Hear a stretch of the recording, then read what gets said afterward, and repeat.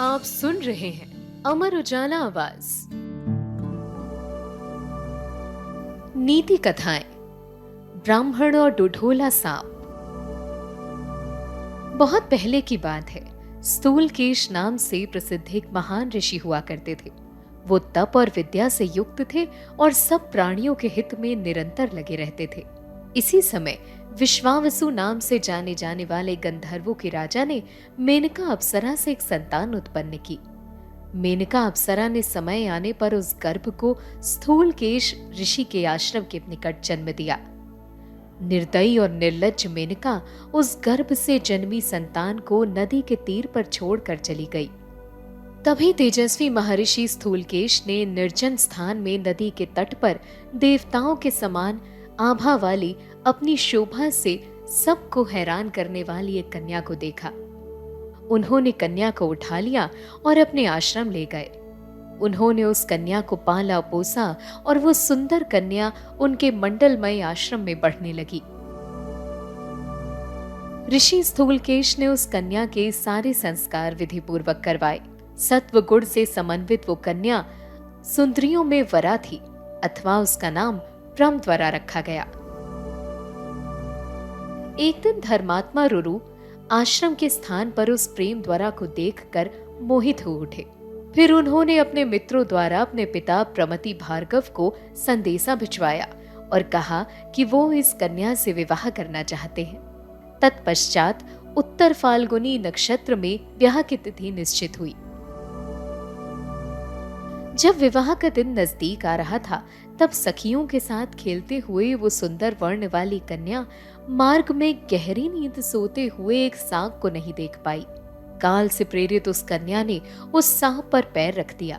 उस सांप ने उस कन्या के शरीर में अपने विषैले दांत गड़ा दिए और उसको डस लिया। सांप के विषैलेपन से प्रेमद्वरा मूर्छित होकर गिर पड़ी। उसका रंग उड़ गया, उसकी शोभा चली गई, उसके गहने बिखर गए और उसकी चेतना लुप्त हो गई। सांप के विष से मारी गई कन्या भूमि पर गहरी नींद में सोई जान पड़ती थी। तभी सब श्रेष्ठ ब्राह्मण और स्थूलकेश के साथ वहां पर पहुंचे। उन्होंने कन्या को देखा तो वो घबरा उठे। सभी रोने लगे। दुखी रुरु वहां से बाहर चले गए।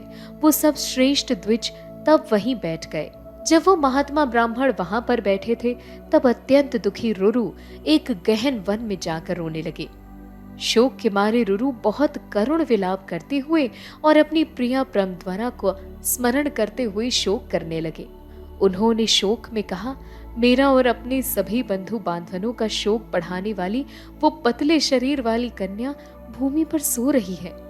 इससे बढ़कर और कौन सा दुख होगा। यदि मैंने दान दिया है, तप किया है और गुरुओं की ठीक से आराधना की है, तो मेरी प्रिया जी उठे। और यदि मैंने जन्म से लेकर अपने मन को वश में रखा है और व्रतों का पालन किया है, तो ये सुंदरी प्रमद्वरा उठ जाए। यदि सर्वव्यापी लोकों के स्वामी और असुरों के शत्रु श्री कृष्ण में मेरी निश्चल भक्ति है, तो वो मेरी प्रिया को उठा दे।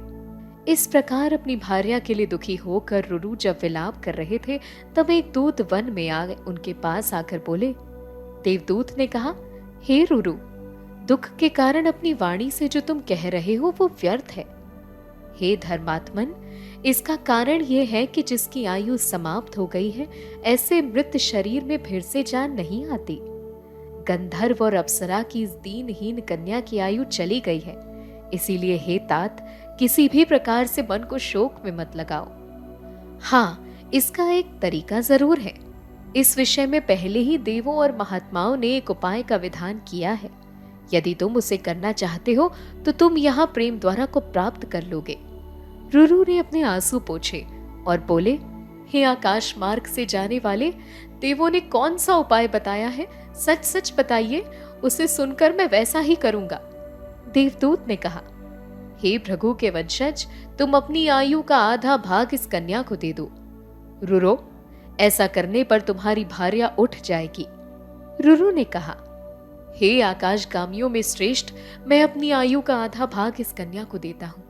तब गंधर्वराज और देवदूत, इन दोनों श्रेष्ठ जनों ने धर्मराज यमराज के पास जाकर ये बात कही।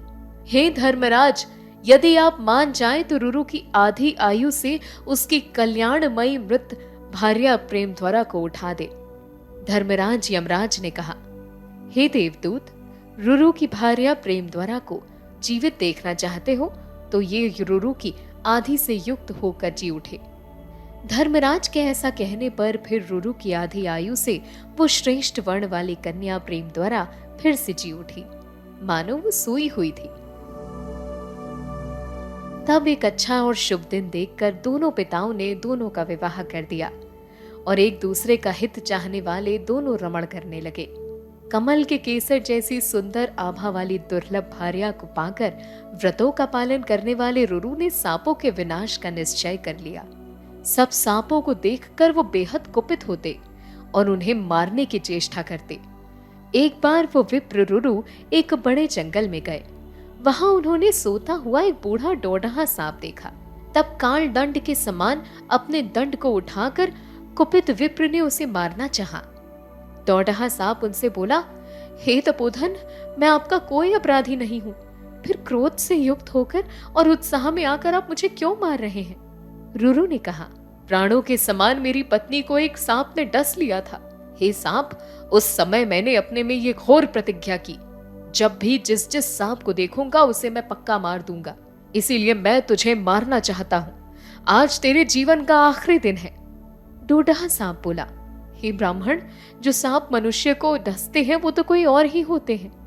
सांपों जैसे दिखने के कारण आपको डोडहो सांप को नहीं मारना चाहिए। डोडहे सांपों का दुर्भाग्य दूसरे सांपों जैसा है, पर सौभाग्य अलग है। उनके दुख दूसरे सांपों जैसे हैं, पर सुख अलग। अतः धर्म के जानकार होकर आपको डोडहे सांपों को नहीं मारना चाहिए। तब उस सांप के ऐसे वचन सुनकर रुरु ने उस डोडहे सांप को जरा भी न डराया, बल्कि उसको छोड़ दिया और शांति से पूछा, हे सांप, मुझे विस्तार से बताओ, इस विकृत गति में पड़े तुम कौन हो?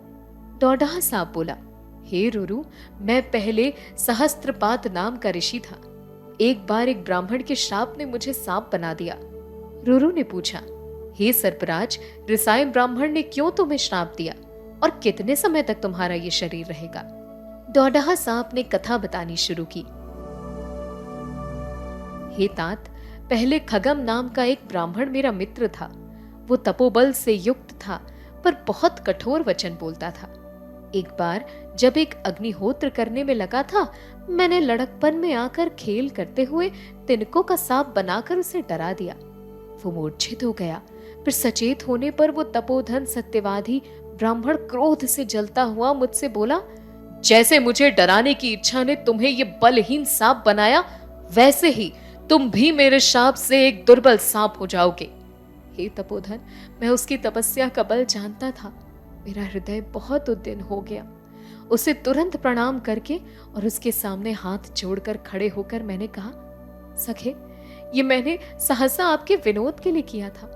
हे ब्राह्मण, मुझे क्षमा कर दो, इस शाप को लौटा लो।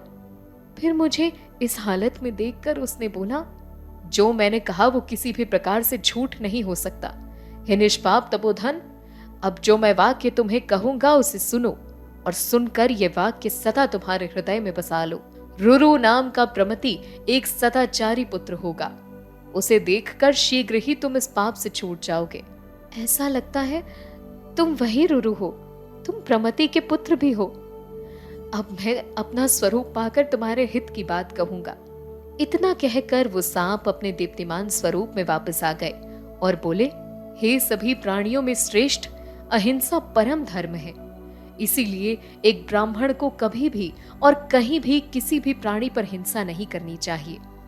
इस लोक में ब्राह्मण सदैव सौम्य और वेदों के जानकार बने हैं और प्राणियों को अभय देने वाले होते हैं। ये परम वेद वचन है। अहिंसा, सत्य बोलना, क्षम और वेदों को धारण करना ब्राह्मण का परम धर्म है। ये निश्चित है। जो क्षत्रिय का धर्म है वो तुम्हारे लिए इष्ट नहीं है। दंड धारण करना, उग्र होना और प्रजा की रक्षा करना, ये तो क्षत्रियों का कर्तव्य है। रुरो, मेरी बात सुनो।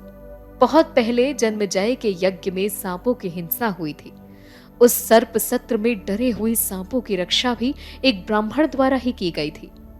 हे द्विजवर, ये मुख्य ब्राह्मण आस्तिक तपस्या के बल और प्रभाव से संपन्न था और वेदों में पारंगत था। ये कहकर सहस्त्रपाद अंतर्ध्यान हो गए। इस कहानी से हमें ये शिक्षा मिलती है कि विवाह के पूर्व भी भावी जीवन साथी के प्रति क्या निष्ठा होनी चाहिए। साथ ही रुरु के प्रेम द्वारा को पुनर्जीवित करने में उनकी विफलता हमें ये सिखाती है कि किसी को भी इस तरह से जीवित नहीं किया जा सकता। ये बेहद दुर्लभ है। जिसकी आयु चली गई उसका आयु लाभ नहीं होता। साथ ही रुरु का सांपों के प्रति अत्यंत रोष ये सिखाता है कि इच्छा का प्रतिघात होने पर महान लोग भी क्रोध के आवेश में आकर अविवेक के कारण अधर्म कर बैठते हैं।